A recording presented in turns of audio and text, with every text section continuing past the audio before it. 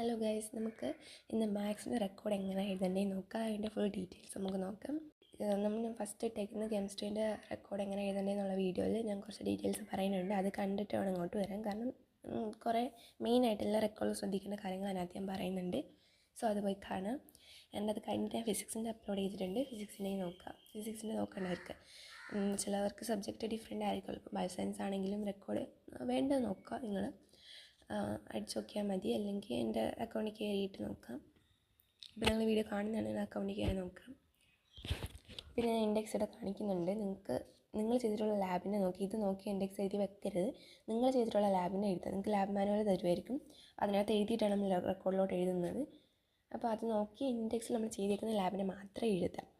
Lab 0 എപ്പോഴും എഴുതണം. Basic concepts ആണ്, അതെന്തായാലും എഴുതണം. പിന്നെ ബാക്കിയുള്ളത് നിങ്ങൾക്ക് ഏത് ലാബ്, നമുക്ക് കുറേ ലാബുണ്ട്. അതിൽ നമുക്ക് സെലക്ട് ചെയ്ത് ടീച്ചേഴ്സ് തരുന്ന ലാബാണ് നമ്മൾ എഴുതുന്നത് റെക്കോർഡിലോട്ട്. 13 അല്ല, നമുക്ക് 30 അടുപ്പിച്ചൊക്കെ ലാബുണ്ട് ലാബ് മാനുവലിൽ. പക്ഷെ നമുക്ക് അത്രയും വേണ്ട. നമ്മൾ വേണ്ടത് മാത്രമേ എടുക്കണം റെക്കോർഡിലോട്ട് എഴുതാനായിട്ട്.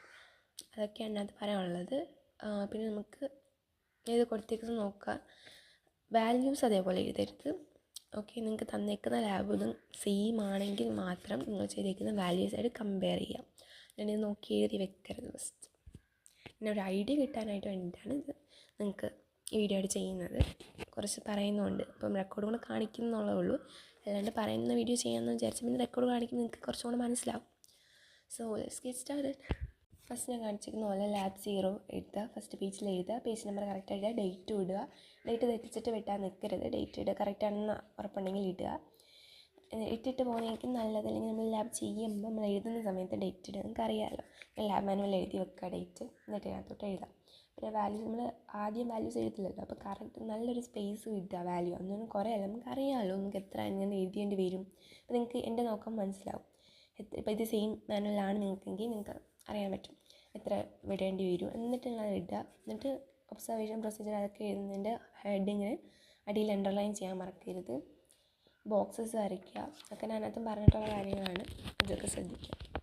ചെറിയ ചെറിയ കാര്യങ്ങൾ ശ്രദ്ധിക്കുക. ചിലപ്പോൾ അതിനകത്തൊക്കെ മിസ്റ്റേക്സ് വരുന്നത്. പിന്നെ നമ്മൾ ഫുള്ള് വെട്ടിയ ഒരു പരിപാടി, കൂടുതൽ മിസ്റ്റേക്സ് വരാതെ ശ്രദ്ധിക്കുക. പിന്നെ സ്പേസ് ഇട്ട് എഴുതുക, ക്ലീനായിട്ട് എഴുതുക.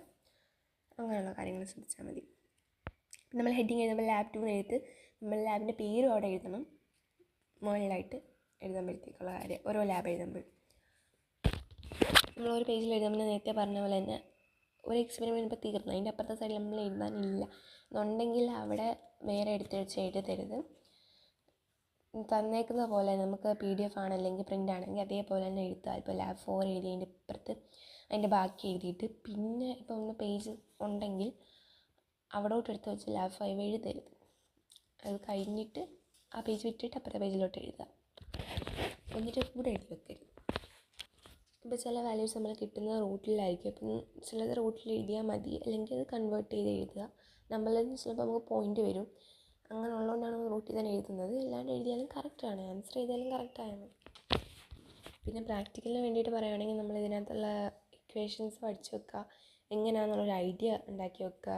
ഇപ്പം നമ്മൾ ഈ ഡൊമൈൻ റേഞ്ചിൻ്റെയൊക്കെ ക്വസ്റ്റ്യൻസ് ചോദിക്കുകയാണെങ്കിൽ ഇപ്പം എങ്ങനെയാണ് ഡൊമൈൻ കണ്ടുപിടിക്കുന്നത്, ഏത് ആക്സിസ് ഏതൊക്കെയാണ് എന്നൊക്കെ ഉള്ളത് പറയും. അതനുസരിച്ച് നിങ്ങളൊന്ന് നോക്കുക. പിന്നെ നിങ്ങൾ പോകുന്നതിന് മുമ്പ് വൈവ ക്വസ്റ്റ്യൻസും അതൊക്കെ നോക്കും. വൈവയാണ് മെയിൻ. മാത്സ് നമ്മൾ ചെയ്യുന്നത് നമുക്ക് ഓക്കെയാണ്, നമ്മൾ കമ്പ്യൂട്ടറിൽ ചെയ്യുമ്പോഴത്തേക്കും ഓക്കെ ആയിക്കോളും.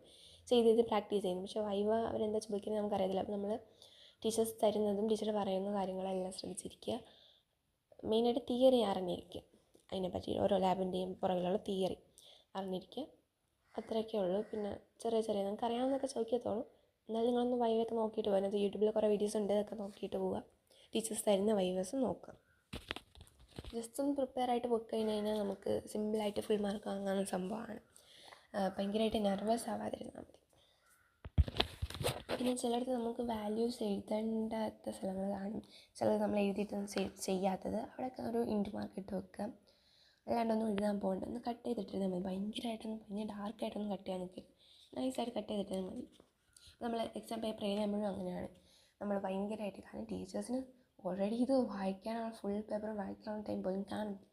അവരെല്ലാം ജസ്റ്റ് നോക്കി ഒക്കെയാണ് പോയിൻറ്റ്സ് ഉണ്ടോ നോക്കി പോകത്തുള്ളൂ. അതിൻ്റെ കൂടെ നിങ്ങൾ കട്ട് ചെയ്തിട്ടേക്കാണ് അവർ വായിക്കാൻ എന്തെങ്കിലും പോകത്തില്ല. നിങ്ങൾ എന്തെങ്കിലും മണ്ടത്തിൽ എഴുതി വെച്ചാൽ നിങ്ങൾ ജസ്റ്റ് ഒന്ന് കട്ട് ചെയ്താൽ മതി, അവർ വായിക്കാനൊന്നും പോകത്തില്ല. ഓക്കെ, അങ്ങനെ അല്ലാണ്ട് ചിലവർ വായിച്ച് കഴിഞ്ഞാൽ എന്തായിരിക്കും വിചാരിച്ചത് ഭയങ്കരമായിട്ട് ഡാർക്കായിട്ടും കട്ടി ഷെയ്ഡ് ചെയ്യുന്നത്. അങ്ങനെയൊന്നും ചെയ്യരുത്. നൈസ് സിമ്പിളായിട്ട് കട്ട് ചെയ്തിട്ടുള്ള മനസ്സിലാവുന്ന രീതിയിൽ ഇട്ടിരുന്നാൽ മതി. റെക്കോർഡായാലും ഇങ്ങനെ ആയാലും ഏത് സംഭവം നമ്മൾ എഴുതി കാണിക്കുമ്പോഴായാലും. പിന്നെ ഞാൻ പറഞ്ഞ പോലെ അതിനകത്ത് ലാസ്റ്റ് സീലൊക്കെ ഉണ്ടോ എന്ന് നോക്കുക. എന്നിട്ട് നമ്മൾ റെക്കോർഡ് കാണിക്കുക. പേജ് നമ്പർ കറക്റ്റായിട്ട് ഇടുക, ഡേറ്റും കറക്റ്റായിട്ട് ഇടുക. എന്നാൽ ബാക്കിലോ നമുക്കൊന്നും എഴുതാനല്ല, ഫ്രണ്ടിൽ തന്നെയാണ് ഇത് ഇത്ര എഴുതേണ്ടത്. ഓക്കെ, അപ്പോൾ അത്രയേ ഉള്ളൂ. ഇനി അടുത്ത വീഡിയോ കാണാം. ബൈ.